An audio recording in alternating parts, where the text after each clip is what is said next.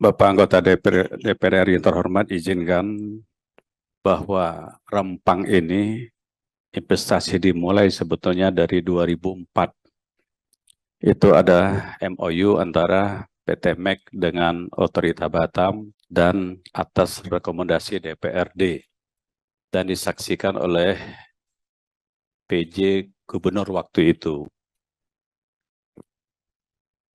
Ya, Pak. MEG, Pak. Makmur Elok Geraha. Itu perjanjian itu lebih kurang dengan luas lahan lebih kurang 17.600 hektar.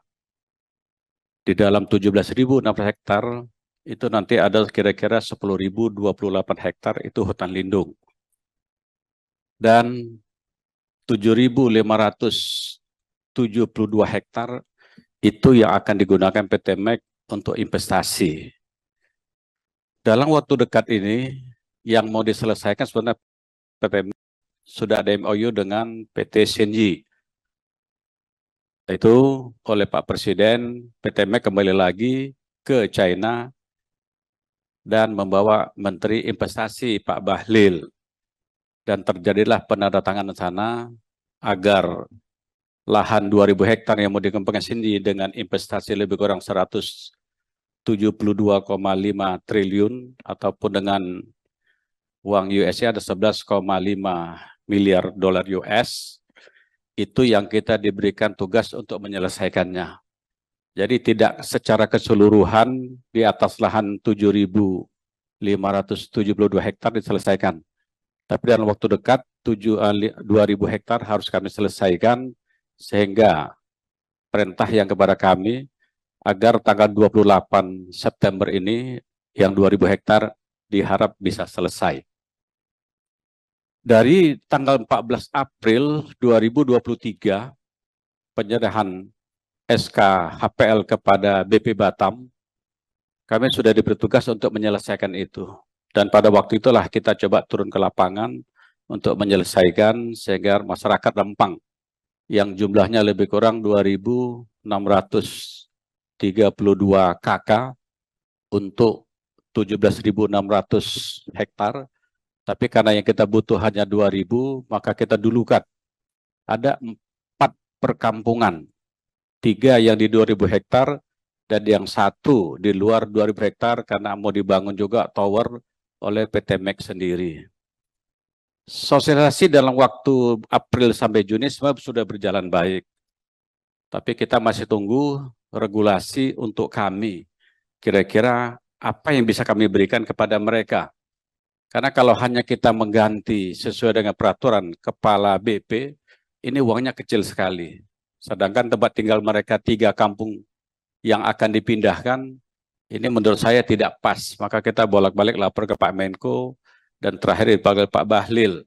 Maka terbitlah angka itu sebetulnya. Agar satu rumah nanti dibangunkan lebih kurang dengan nilai 120 juta rupiah. Dan awalnya tanah yang kita berikan adalah 200 meter persegi, tapi waktu itu Pak Bahlil minta udah naikkan saja 500. Lahannya siap enggak? Setelah kami hitung siap. Jadi kalau 500 per orang dikali lebih kurang 2.632 KK, ini hampir kita siapkan 450 hektar. Karena tidak hanya rumah, fasilitas lainnya harus kita bangun juga. Dan untuk sementara semuanya masih menggunakan uang BP Batam, PNBP, karena dari APBN kemarin sudah kami ajukan, alhamdulillah sepertinya dia Banggar belum bisa menerima, maka yang 850 miliar sementara belum bisa kami terima. Tadi sudah saya laporkan di laporan tadi. Makanya kita coba dengan anggaran BP Batam untuk merubah sehingga nanti apa yang harus kami selesaikan di 2.000 hektar mudah-mudahan bisa kami clearkan. Jadi pertanyaan Pak Amin tadi setelah saya jawab, bahwa seluruh investasi yang kita bangun untuk kesejahteraan masyarakat, mungkin saya sampaikan di sini, kami BP Batam bisa menerima uang sewa atau UWT, uang wajib tahunan BP Batam, itu adalah hitungannya per 30 tahun. Kalau kita hitung dari 7.572 hektar, mungkin kita akan dapat lebih kurang 1,4 triliun. Biaya yang akan kita bangun untuk relokasi di dapur 3 itu lebih kurang nanti hampir 1,6 triliun. Artinya apa yang kami dapat dari Pulau Rempang sewa lahannya, semua kami habiskan untuk membangun demi kesejahteraan rakyat Rempang semuanya. Jadi Pak Pimpinan Komisi 6, sebetulnya sosialisasi sudah berjalan. Kalau tadi Bapak Sobari bilang kami terbuka, saya kira ini ada intern pemerintah dan mungkin ada ekstern. Karena awalnya bagus-bagus saja, tapi setelah kita mau masuk kembali, sepertinya banyak sekali provokator baik dari luar. Sehingga masyarakat sudah mulai berpikiran lain yang dari luar ini, karena banyak pengusaha menguasai lahan di atas 17.600, ini ada yang menguasai 100 hektar, ada yang 200, karena statusnya adalah hutan lindung dan HPL, maka dia tidak akan diganti rugi, kita mengambil kembali. Ini yang menjadi pro kontra, sehingga mereka menggunakan alasan masyarakat yang 16 kampung di atas 17.000, tapi kalau yang 700 di 2.000 hektar, ini yang terpengaruh hari ini. Sehingga mereka mengumpulkan kekuatan untuk meminta agar kampung tua tidak dipindahkan. Pada kampung tua yang kita pindahkan, kita ingin merubah taraf hidup mereka sebetulnya. Kita sudah menilai melalui BPS, harga rumah mereka tinggal hari ini, maaf Pak Pimpinan dan anggota DPR RI, antara 10 mungkin sampai, kalau yang di pesisir mungkin 100 juta saja. Tapi hari ini kita punya inisiatif memberikan itu, tidak lain kita ingin merubah itu. Kedua, di relokasi dapur 3 ini tidak jauh daripada Kampung Rempang Cate. Rempang Cate di jembatan 4, dapur relokasi di dapur 3, jembatan 5. Artinya kita tetap memberikan sesuai profesi mereka adalah nelayan, maka relokasi tetap di posisi di laut juga. Coba tidak bisa sebanyak 2.732 kakak ini semua di pinggir pantai, tidak bisa karena tidak cukup pantainya. Tapi kita akan semua relokasi, kita akan memberikan pantai pelabuhan untuk mereka semua. Karena rata-rata nelayan dia pasti punya sampan, Pak Prof. Maka sampan yang akan kita berikan sepanjang itu untuk mereka mendapatkan sampannya. Dan kita sekali akan membangunkan dermaga umum untuk bongkar muat. Karena seluruh relokasi 16 kampung tua nantinya akan kita geser itu, maka situ kegiatan ekonomi akan bangkit sekali. Dan mulai hari ini sebetulnya kami sudah mulai membuka jalan untuk ke relokasi. Sekali lagi saya laporkan karena waktu kami hanya tinggal berapa hari lagi, yang 2.000 harus kami selesaikan. Makanya kami tidak bisa memindahkan mereka, permintaan mereka salah satunya. Kampung tua tidak digeser, tapi itu sebenarnya tidak mungkin. Kenapa? Karena hasil limbah yang timbul dari proyek ini, jadi di 2.000 hektar itu ada 13 item proyek yang akan dibangun.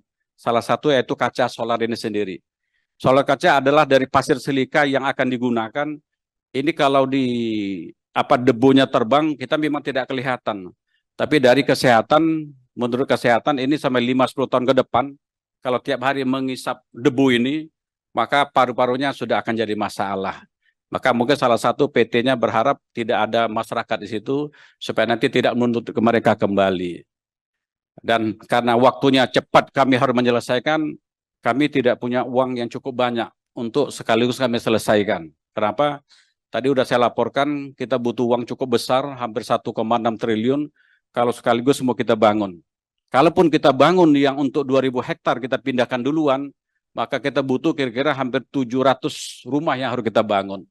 700 rumah, maka kita tidak sanggup juga. Maka kami minta izin, kami sementara merelokasikan mereka untuk bergeser. Yang pertama, kita menyiapkan uang untuk sewa rumah, 1 bulannya kita bayar Rp1.200.000. Dan kita berikan uang makan kepada mereka per orang, 1.200.000. Kalau satu rumah atau satu kakak mungkin ada 4 orang, maka dia akan dapat 4.800.000 plus. Kalau rumah sewa yang kami siapkan mereka tidak mau, maka kita berikan uang sewa rumah 1.200.000. Tapi kalau rumah yang kita siapkan mereka mau masuk, maka uang sewa rumah tidak dapat, tapi uang makannya tetap dapat. Dan saya menjamin sebagai Wali Kota Batam, untuk khusus pendidikan, kita sudah dudukkan dengan kewenangan saya hanya ada di SD dan SMP, dan provinsi sudah saya sampaikan apapun alasan mereka kalau pindahnya kemana, kita harus terima dia di sekolah situ. Dan ini sudah sepakat, dan ini sudah akan selesai. Dan kemarin terjadi 2 kali demo, Bapak anggota Dewan yang terhormat, ini perlu saya laporkan. Demo yang pertama, kalau boleh saya sampaikan, hampir 80% itu murni dari Rempang. Orang-orang ini semua. Tapi demo yang kedua sudah bukan mereka lagi. Ini nggak sampai 10% warga Rempang yang dibawa keluar. Dari mereka yang memimpin Kordum, koordinasi umumnya itu sampai ke bawah, mereka bukan orang Rempang. Dan hari ini jadi masalah. Kenapa? Karena pengalaman kami yang pertama demo, mungkin agak bereaksi para aparatnya, tapi tidak ada sampai luka, Pak Dewan, saya hormat. Tidak ada sampai luka sebetulnya. Itu yang dikirim adalah banyak berita hoax yang saya terima hari ini, kejadian di tempat lain. Yang pertama, demo hampir 2 ribuan, ya, warga, hampir 80% warga sana. Karena memang murni waktu itu mereka, dan yang orasi juga bukan orang sana, tapi orang Batam yang tinggalnya di pesisir. Pimpinan, menyela sebentar. Pak, itu biaya-biaya relokasi itu. Kenapa apa nggak dinegukan itu menjadi beban investor, Pak? Kalau investor. Memang mungkin ini domainnya pemerintah pusat lah ya, bukan semata-mata Bapak. Sehingga nggak menjadi beban PT Batam yang seperti itu. Terima kasih. Saya laporkan Bapak, kami diberi wewenang oleh negara untuk memungut sewa lahan. Jadi lahan yang kami sewa, tentu kalau kami mau sewakan lahan, maka satu catatan harus clear and clean. Kalau tidak ada clear and clean, maka BPN tidak akan berikan sertifikat HPL kepada kami. Dan itu memang dari aturan dulu sampai sekarang. Mungkin nanti pasti ada yang lapor ke Bapak, kenapa di Batamnya sendiri tidak? Karena Batam hari ini jumlahnya kecil. Jadi siapa yang mau lahan pada kita sampaikan kita tidak punya uang untuk membebaskan dan mengganti. Kita minta kepada investor yang mau, kalau memang ini boleh, ini mau, kalian boleh kalian ganti, kita akan bantu untuk membersihkannya. Tapi kalau ikut aturan, itu adalah tanggung jawab BP Batam untuk membersihkannya itu Bapak.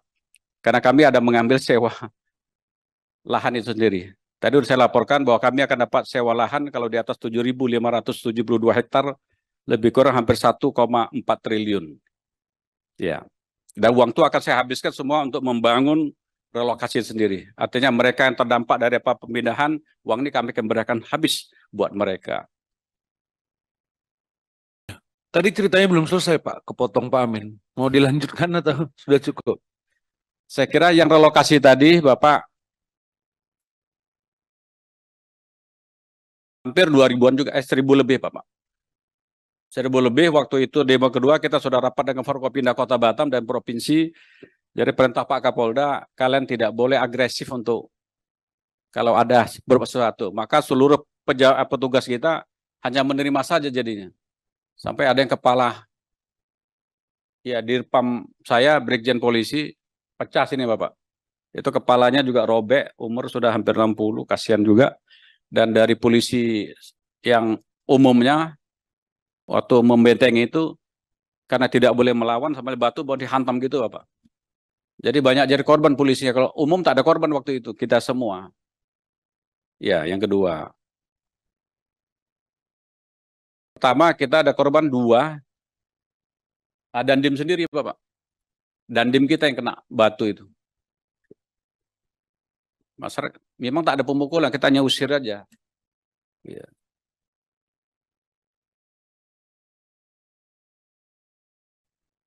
Yang demo mungkin itu Pak Profesor.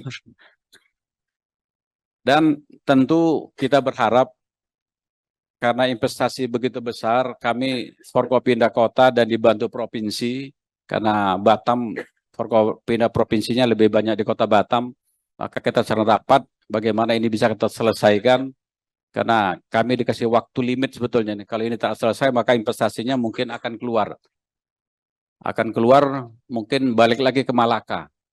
Ini awalnya di Malaka, Pak Prof, Pak Pimpinan, karena Malaka tidak bisa menyiapkan target waktu yang dia mau, maka dia ditarik masuk ke Kota Batam. Ya, maka kami hanya punya berapa hari lagi, tim saya turun terus, kita coba menyelesaikan 2.000 hektar itu, Prof.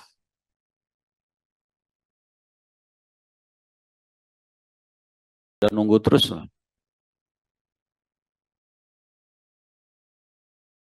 Bahlil udah ada menjadwalkan ke sana, Hari Minggu. Pak Rudi. Kalau Pak Menko Polhukam hari Minggu, kalau Pak Bahlil hari Sabtu ya? Hari Sabtu ini. Oh siap.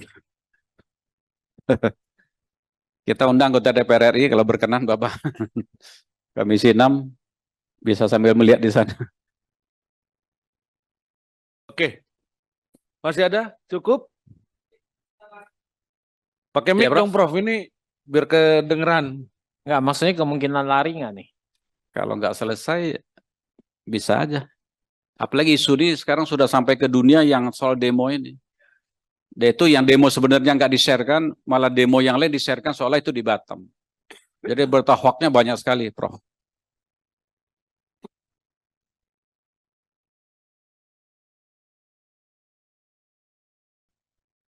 Kapan deadline-nya, Pak?